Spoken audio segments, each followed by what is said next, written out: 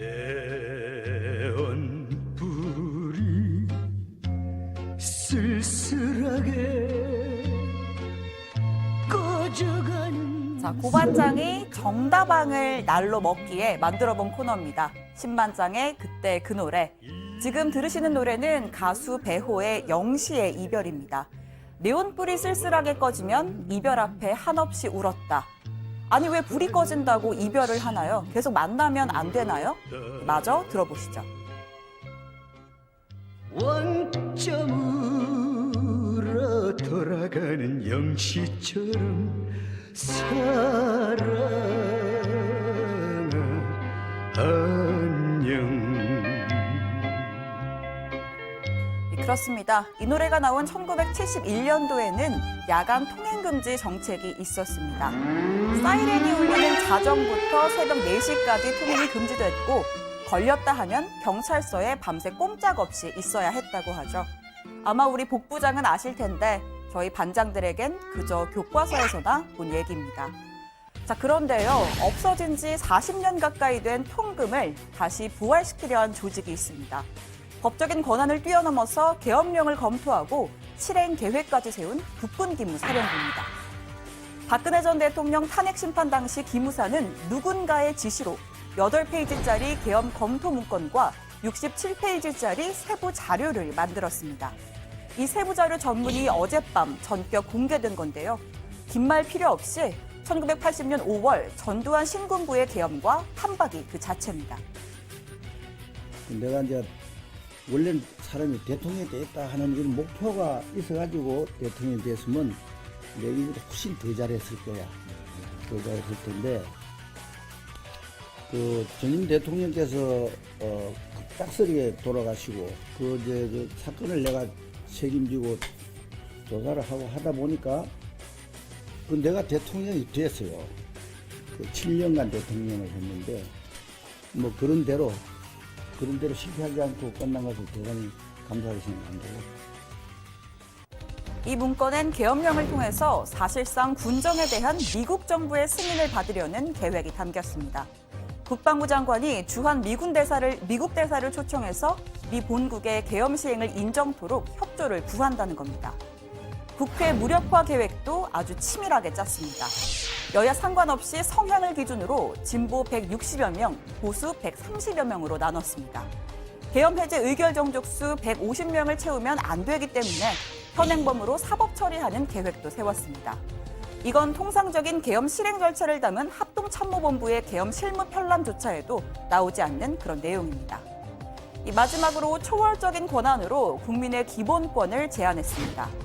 먼저 밤 11시부터 새벽 4시까지 통행을 금지시킵니다. 바로 그 통금이죠. 개인 SNS 계정은 물론이고 언론까지 검열을 받는데 조간신문은 밤 10시, 석간신문은 낮 12시까지, 방송과 통신은 수시로 검열을 받는다는 시간표까지 정해놨습니다. 전국을 단일 방송 체계로 전환하는 방법도 건의하는데요. 이게 만약 실행됐다면 다정회는 살아남을 수 있었을까요? 지금 국회에선 송영무 국방장관, 이석구 기무사령관이 참석한 가운데 국방회가 진행 중입니다. 회의 내내 기무사 문건 투기를 방불케 하는 공방이 오가고 있는데요.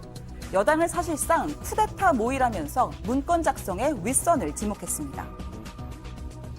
계엄하에서도 선거는 가능하죠. 네, 그렇게 알고 있습니다. 임박해서 해제하고 나서 선거해도 되고. 기무사 문건이 계획대로 시행됐다면 아마 계엄을 기획한 이들이 바라는 대통령이 당선되었을 것 같은데 어떻게 생각하십니까? 뭐 시간 가니까 답변 안 하셔도 됩니다. 그게 바로 쿠데타입니다. 뭐 쿠데타가 별거 아닙니다. 쿠데타가 뭐 반드시 군이 장악해서 군인이 대통령이 되는 것만은 쿠데타는 아니죠. 그렇죠? 저는 이번 사건의 본질은 언제 누가 어떤 의도를 가지고 이 문서를 만들고 지시했는가를 밝히는 것이라고 봅니다. 언제라는 시점이 굉장히 중요하다. 그러면 지시하고 있는 자들이 언제부터 이런 생각을 했을까? 이게 매우 궁금해집니다. 반면 한국당과 일부 야당은 문건의 공개 경위를 문제 삼았습니다. 2급 비밀 도장이 찍힌 문건을 청와대가 직접 공개한 데에는 정치적인 의도가 있다는 겁니다. 비밀입니까 틀에 아닙니까? 따라서 이게 비밀입니까 아닙니까? 저희는 아니라고 판단했습니다. 저한테 답변은 2급 비밀로 분류되어 있기 때문에 보안심의를 차관이 주관하는 보안심의를 오후 5시에 해서 비밀을 해제하고 나서 국회에 제공하겠다. 국회에 가면 국회에 제공하고 일반에 공개하겠다 이야기를 해서 비밀 해제 심의를 해놓고 지금 와서 비밀이 아니라 그러면은 의도가 있는 답변이에요.